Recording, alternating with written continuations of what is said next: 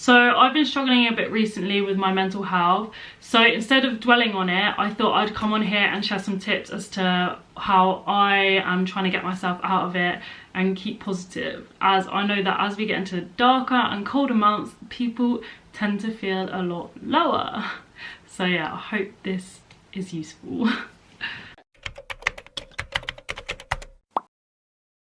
So I actually did already record this video a couple weeks ago, but I felt like I was rambling. So I've made some notes, and when I say some notes, I literally mean like 7 words on my phone, but we'll go with it. One thing which is a massive deal to me is my planner. So every day I have to plan out my days, because otherwise I feel like I have no structure in my day. If I don't plan it out, then it's way easier for me to just not do things.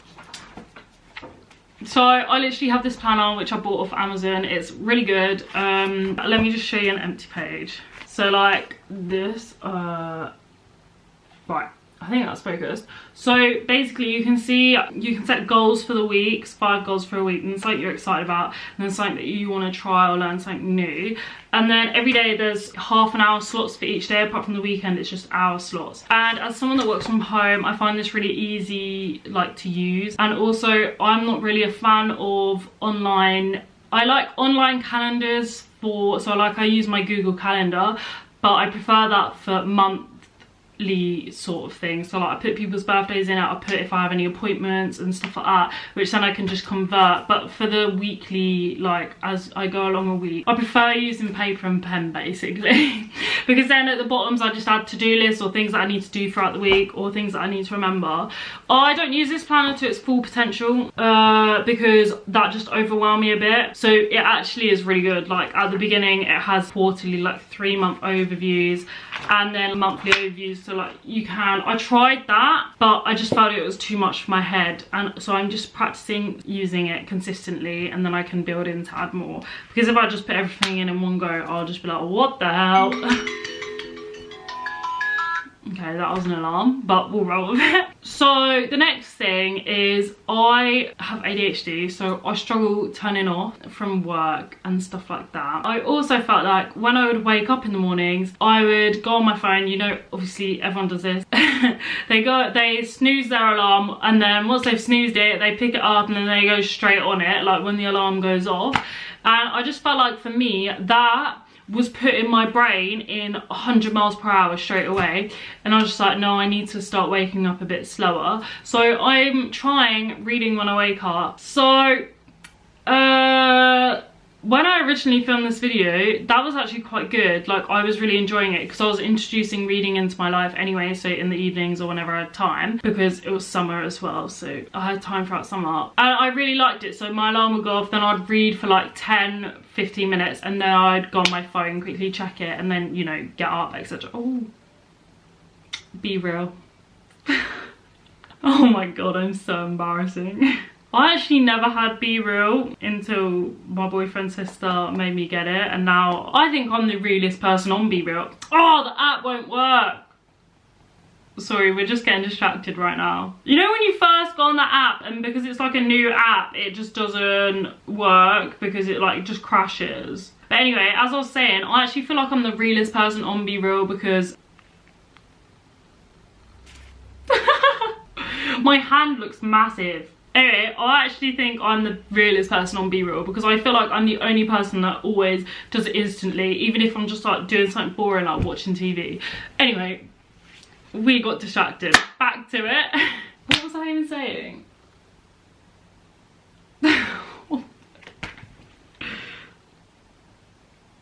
Oh yeah, I was talking about reading. So yeah, when I read, I'll wake up in the morning, read, and then I'll get out of bed. So that was actually working quite well, and I was really enjoying it. But I've not been really sleeping well because when I'm not feeling great, I'm on tablets for when I sleep anyway, but when I'm not feeling great, I sleep quite badly. My sleep gets a lot worse. So I decided yesterday that I would be waking up at 8 instead of 7:30. So I tried that this morning, and I found it easier to get out of bed because I literally was struggling so much to get out of bed, and I don't know why. Yeah, but my best tips for if you're struggling to get out of bed in the morning and you can't extend how much you're sleeping by half an hour, because I know not everyone can do that, my tips would be get out of bed like straight away, like plug your phone in or whatever your alarm is like in the opposite corner to where you are, so you have to get out of bed to turn it off, and then make your bed. And if you want to read, but making your bed, oh, it frustrates me so much. My boyfriend does not make his bed when he gets out of bed in the morning, and I'm like, how can you not do that? So I have to make my bed. Maybe it's because I work from home as well, but I have to make my bed before I continue with my day. And that's proven to be a really good tip for you anyway, so do that. And obviously make sure you drink some water as well. But those would be my tips for like if you're struggling to get out of bed. But obviously, yeah, I know I'm quite lucky with the fact that I can have an extra half an hour lay in, but that's because I usually wake up at 7:30 and then I start work at 9. But obviously because I don't have to travel, I do have an extra half an hour, so I was like, okay, I'll wake up at 8 and then still start work at 9, so I'm not missing out on any work. And then I guess that moves in quite nicely with evenings. So I live with my dad in his flat, and it's just me and him, and sometimes I can struggle, or I'm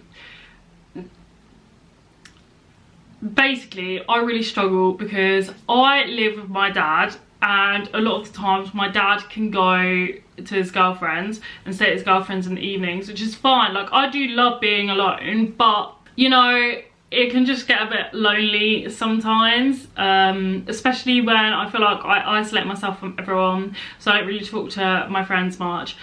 And being alone, when you're alone, it's so much easier to then isolate yourself even more. So I have acknowledged the fact that I struggle in the evenings, and now we're working on it. So Monday evenings I don't do anything. I'll just take that, because usually Mondays, you know, it's quite tiring, first day back, and sometimes I'm not necessarily at home. I might be at like Nathan's, I'm not really sure. And then on Tuesdays I have started Pilates,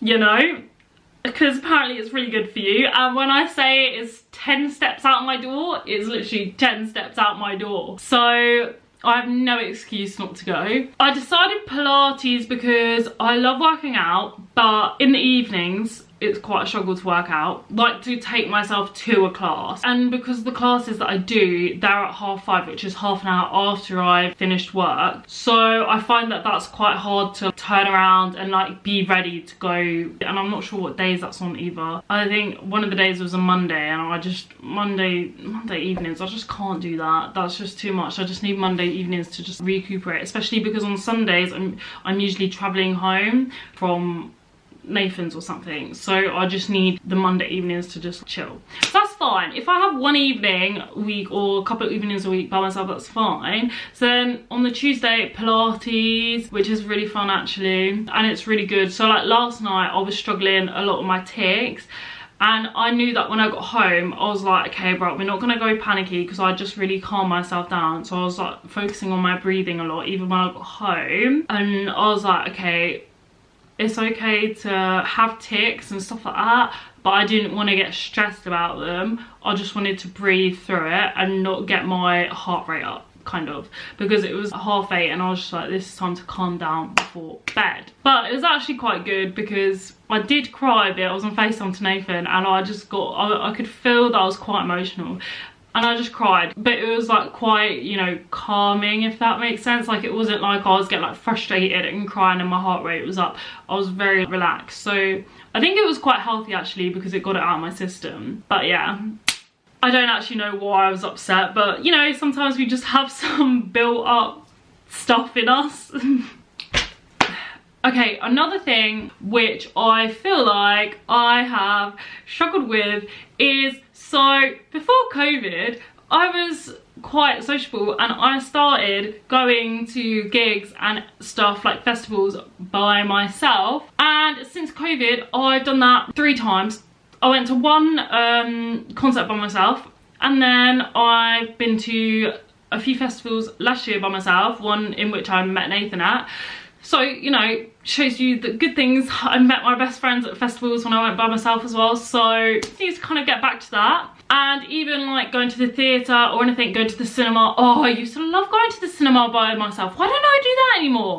Oh, sorry, I just kind of forgot that I used to go to the cinema by myself. It is so fun. I don't think you understand. So I think obviously that comes from the fact that last summer I had my 2 best mates, and we kind of went through a bit of a falling out Then because before that falling out, I had just met Nathan, I kind of went straight from being really, you know, falling out to them talking to him and focusing my energy on him, and I didn't actually give myself any time to heal and do stuff on my own. Because I guess for myself, what I was doing by myself was going to his, because his is quite far away and a place that I had never been before, and meeting all his friends. Like, that was what I was doing on my own, and that was really good. But now I kind of know his friends well, I know his family well, and I know him very well, so that's no longer a thing which I'm doing on my own. It's like with him. So I am now trying to go to concerts or do something once a month by myself, which is quite scary because I was going to go to a concert in summer and I literally cancelled it. I had the ticket and everything and I just didn't go, so that wasn't great. And then I went to one actually the other evening and that was good. That was good, but then I was just a bit frustrated with myself because I feel like I drank too much, so then I got really anxious and I just felt like I went through like this wave. So I had a little bit of drink before I went because I just find like that's good, you know, give you a bit of courage. But then because I hadn't done it in ages, I was just acting like it was a normal night out because it was like a DJ sort of thing. So then I was acting like it was a normal night out, so I just carried on drinking. But then that kind of kicked in my anxiety a bit because I was like, everyone here hates me, everyone here hates me. So I just tried to carry on with it. But then by the end of it, I realised why I was there, and I was like, you know what, if those girls don't want to be with me, that's fine. I'll just be here by myself and enjoy it by myself, which is the reason why I came. I felt like I went out with the intention. I met someone who else was by themselves, but then she had to go, so then I was with these other girls. But then I felt like I was there with the intention to make friends. I wasn't there with the intention to enjoy myself by myself, like have time by myself and just be in the moment. And then as soon as I switched back to that mindset, I was enjoying it so much more, and I actually met other people on my vibes. So I just need to go out with the intention to enjoy myself by myself, because that's what I've done in the past and that's literally, you know, what happened. But I guess my anxiety has made me feel like I can't do that anymore. I just have to be with people, so then I always try and find someone to hang out with. Whereas no, I just need to enjoy myself by myself, and then the people that, you know, are gonna have a good time too will just be, you know, will be attracted to each other. So that's what tends to happen. So yeah, I think I'm gonna go to another concert in October. So yeah, this was September, and then I feel I'm gonna go to a concert in October because there's someone that I really want to go see. So yeah, sorry if I just went on a little bit of a rant, but yeah, I really think that doing things on your own is a really massive thing. And I don't necessarily mean it doesn't have to be big. Like, I get that concerts or the theatre can be really overwhelming, but even go to the cinema or going for a walk, or even, so like sometimes I go for a walk and I sit in the park and read. That's something really simple, but it's still doing something on your own and it's learning to enjoy being by yourself. I just want you to know that it doesn't have to be something extravagant or something that you're spending loads of money on. It could be going to the library or something like that. And then the last thing is working out, which I just realised I never told you the rest of the evenings when I was going through the evenings, my evening schedule. Basically, the Mondays is just chill, Tuesdays Pilates, Wednesday I work out, Thursdays kind of chill / pack, and then Fridays I usually go to Nathan's or Nathan's coming here. So that's that. Now we'll just quickly talk about the working out again. We're flicking back and forwards. Over summer I actually started working out again properly in March I guess. When I tell you, working out for me has been one hell of a journey. I'm being serious. So I've struggled a lot with my eating and the way I look since I was a teen. Not a lot of people know that, but you know. And obviously working out can be a part of that, and because you're working out maybe like for the wrong reasons. And especially during COVID, I remembered I would try working out and I would literally cry. Oh, I just got an email.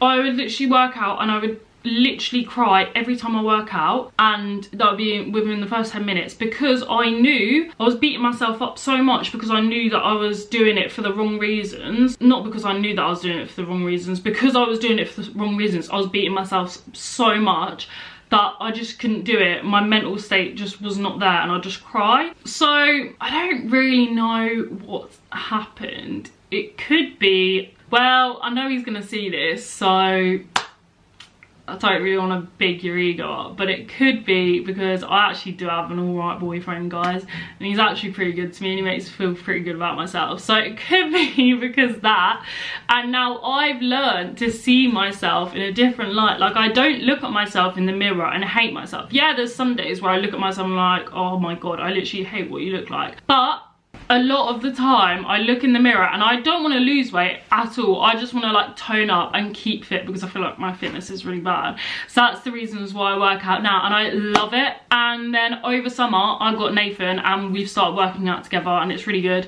So on Wednesdays we try working out in the evenings together, like over FaceTime or whatever, and then we'll do Fridays and Sundays when we are actually together in person. So that's that. But if you're struggling with like the way you look and food, obviously you know, you'll know like the basics of like things that everyone says about eating smaller meals, lots of smaller meals instead of big ones. I actually struggle a bit with that, because then I feel like I lose track of what I'm eating. So I'd rather have like 3 meals, but obviously try and eat a bit more. I've learned about listening to my body. I guess it came from being on my period, like at the end of the day, and also with my mental health, because if my body needs food, then I'll eat the food. I'm not going to ignore my body, which is kind of really important. That's something that I've learned as well. Like, if I'm hungry, then there's a reason I'm hungry, and it's because my body is clearly being more active, I don't know, or like it needs the fuel. Food is fuel, it's not like bad for you.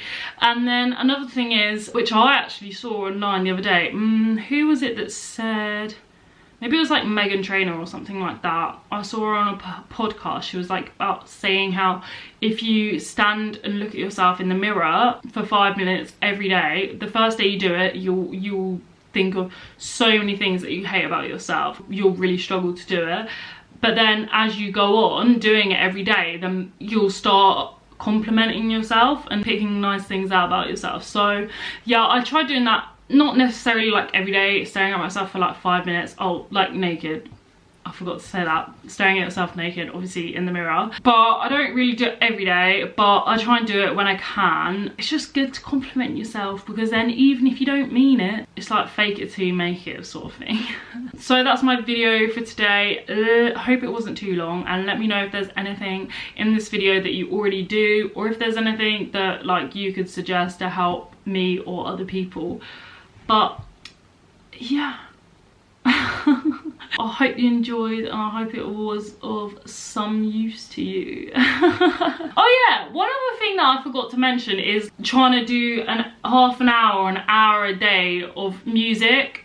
That's a massive thing, but that ties into doing something you love, whether it's going for a walk, reading. You need to do something like mindful, like Pilates, like something like that. Music, playing music, doing sport. Mindfulness is so key to practice being in the moment and stuff like that. But also tying it in with something you love is really good. So music for me, that's something that keeps me going. Because I find that when I'm feeling low, music is the first thing which I forget about and don't do. So trying to practice doing that every day is a massive thing. But yeah, sorry, I just forgot that extra bit. Anyway, bye.